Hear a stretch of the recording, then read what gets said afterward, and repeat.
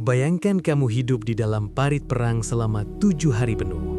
Tanpa makanan, tanpa air bersih, dan tanpa kepastian apakah matahari esok masih akan kamu lihat. Tanah di bawah kakimu bukan lagi tanah, tapi lumpur bercampur darah dan potongan tubuh manusia. Setiap malam, jeritan prajurit yang terluka menggema di antara ledakan artileri yang tak pernah berhenti. Tikus-tikus sebesar kucing berkeliaran, memakan mayat yang belum sempat dikubur. Bau busuk kematian menempel di paru-paru, membuat setiap tarikan nafas terasa menyakitkan. Di atas parit, musuh menunggu. Di belakang parit, tidak ada jalan mundur. Inilah neraka di bumi yang benar-benar terjadi. Sebuah kisah nyata tentang manusia yang dipaksa bertahan hidup bukan dengan keberanian, tetapi dengan keputusasaan. Dan hari pertama adalah awal dari runtuhnya harapan. Hari pertama dimulai dengan suara ledakan yang memekakkan telinga. Parit sepanjang beberapa ratus meter ini seharusnya hanya menjadi tempat perlindungan sementara. Namun serangan mendadak membuat puluhan prajurit terjebak tanpa persiapan. Ransum makanan tertinggal, air minum habis saat malam pertama. Komandan tewas terkena serpihan mortir dan rantai komando langsung runtuh. Parit ini sempit, lebarnya tak lebih dari 1 meter. Air hujan bercampur lumpur menggenang hingga setinggi betis. Setiap langkah terasa seperti ditarik ke bawah. Mayat 2 prajurit tergeletak di sudut parit, belum sempat dievakuasi karena tembakan penembak jitu musuh yang tak pernah berhenti. Bau darah segar bercampur tanah basah langsung menyergap indera penciuman. Rasa lapar mulai muncul bahkan sebelum malam tiba. Namun yang lebih menakutkan adalah rasa sadar bahwa tidak ada yang datang menolong. Setiap jam berlalu terasa lebih lama dari hari biasa. Hari pertama belum menguras tenaga sepenuhnya, tapi sudah cukup untuk menghancurkan keyakinan bahwa mereka akan selamat. Hari kedua tidak dimulai dengan ledakan, tapi dengan rasa lapar yang menusuk perut seperti pisau.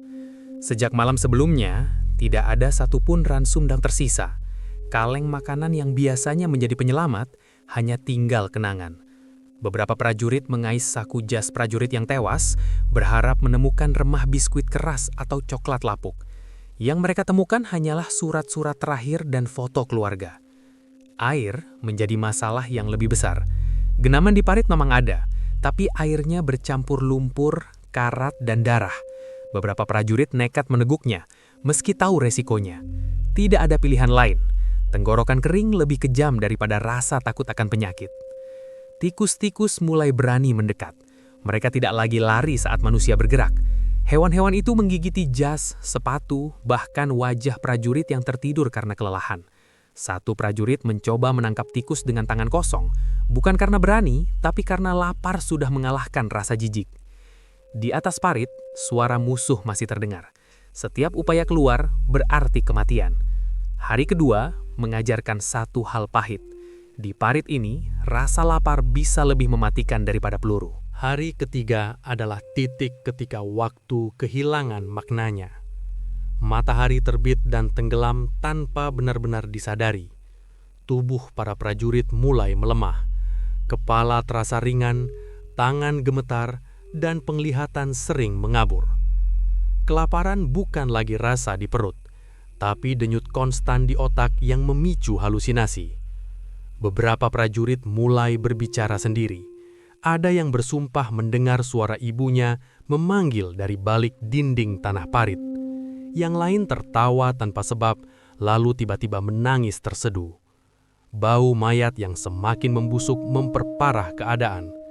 Tikus kini bukan hanya pemakan sisa, tapi penguasa parit. Mereka berlarian di atas tubuh manusia yang tak lagi mampu mengusir. Satu prajurit mencoba keluar parit di tengah siang, yakin bahwa medan di depan aman. Sebelum sempat melangkah 2 meter, tembakan senapan musuh menjatuhkannya seketika. Tubuhnya terguling kembali ke dalam parit, menjadi pengingat kejam bahwa parit ini adalah satu-satunya tempat hidup, sekaligus kuburan. Hari ketiga tidak hanya menguras tenaga, tapi mulai merusak pikiran. Di titik ini, bertahan hidup bukan lagi soal keberanian, melainkan tentang menjaga kewarasan yang perlahan runtuh. Hari keempat membawa musuh baru yang tak terlihat, penyakit. Luka kecil yang sebelumnya diabaikan kini membengkak dan bernanah. Tanpa perban, tanpa antiseptik, dan tanpa tenaga medis, infeksi menyebar dengan cepat.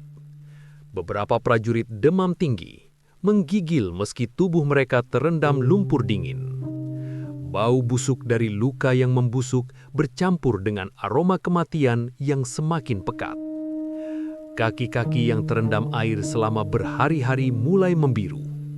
Trench foot, penyakit khas perang parit, menyerang tanpa ampun. Kulit melepuh, mati rasa, lalu membusuk perlahan. Setiap kali harus bergerak, rasa sakitnya tak tertahankan. Beberapa prajurit memilih tetap diam, meski tahu itu akan memperparah kondisi mereka. Hujan turun tanpa henti. Parit semakin dalam terendam air. Mayat-mayat yang sebelumnya tergeletak kini sebagian tenggelam, namun tetap berada di sana karena tidak ada kekuatan untuk mengangkatnya. Doa mulai terucap lirih, bukan lagi untuk kemenangan, tapi hanya untuk bertahan 1 hari lagi. Hari keempat adalah hari ketika harapan hampir benar-benar padam. Bukan karena musuh di depan, tetapi karena tubuh dan jiwa mereka sendiri mulai menyerah. Hari kelima memaksa para prajurit menghadapi keputusan yang tidak pernah diajarkan dalam latihan militer. Kelaparan kini benar-benar tak tertahankan. Perut terasa melilit, kepala berdenyut, dan tubuh hampir tak mampu berdiri. Pikiran mereka hanya tertuju pada satu hal, bertahan hidup dengan cara apapun. Beberapa prajurit mulai merebus potongan kulit sepatu mereka di helm baja, menggunakan air lumpur yang disaring seadanya. Bau karet terbakar menyebar, namun tidak ada yang peduli. Yang lain mengunyah tali kulit senapan, berharap ada sedikit rasa yang bisa menipu otak. Tidak ada lagi rasa jijik, tidak ada lagi martabat. Di sudut parit, seekor tikus berhasil ditangkap. Tanpa ragu, hewan itu langsung dibunuh dan dipanggang sebentar di atas api kecil yang ditutup jas agar tidak terlihat musuh. Dagingnya dibagi dalam potongan kecil, lebih mirip ritual bertahan hidup daripada makan. Tidak ada rasa kenyang, hanya sedikit tenaga untuk tetap sadar. Hari kelima menghapus batas antara manusia dan naluri. Di parit ini, moralitas runtuh perlahan, digantikan oleh satu hukum purba. Siapa yang menyerah akan mati.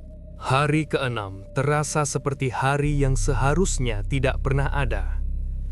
Tubuh para prajurit kini bergerak hanya karena kebiasaan, bukan tenaga. Mata cekung, bibir pecah-pecah, dan pikiran melayang di antara sadar dan tidak. Tidak ada lagi percakapan. Parit yang dulu penuh teriakan kini sunyi, kecuali suara napas berat dan desing peluru sesekali. Beberapa prajurit mulai pasrah. Mereka duduk bersandar di dinding tanah, menatap kosong ke depan, seolah sudah menerima nasib. Ada yang menuliskan pesan terakhir di sobekan kertas basah, berharap suatu hari ditemukan. Ada pula yang memejamkan mata dan tidak pernah membukanya lagi, meninggal diam-diam tanpa suara. Musuh masih menembak, tapi terasa jauh. Ancaman terbesar kini ada di dalam parit itu sendiri. Dehidrasi membuat tubuh kejang, lidah membengkak, dan kepala terasa seperti terbakar dari dalam. Setiap menit berlalu dengan lambat dan menyakitkan. Hari keenam bukan tentang bertahan, melainkan tentang menunggu.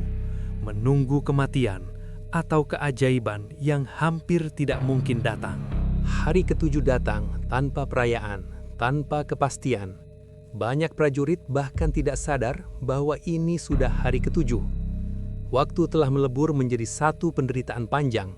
Tubuh mereka nyaris tidak berfungsi. Beberapa hanya bisa terbaring, terlalu lemah untuk berdiri atau berbicara. Nafas terdengar berat, seolah setiap tarikan adalah perjuangan terakhir. Saat fajar menyingsing, sesuatu yang berbeda terdengar di kejauhan. Bukan ledakan, bukan tembakan, tapi suara langkah dan teriakan dalam bahasa yang dikenal. Pada awalnya mereka mengira itu hanya halusinasi lain akibat kelaparan. Namun, suara itu semakin dekat. Tali harapan yang nyaris putus bergetar kembali.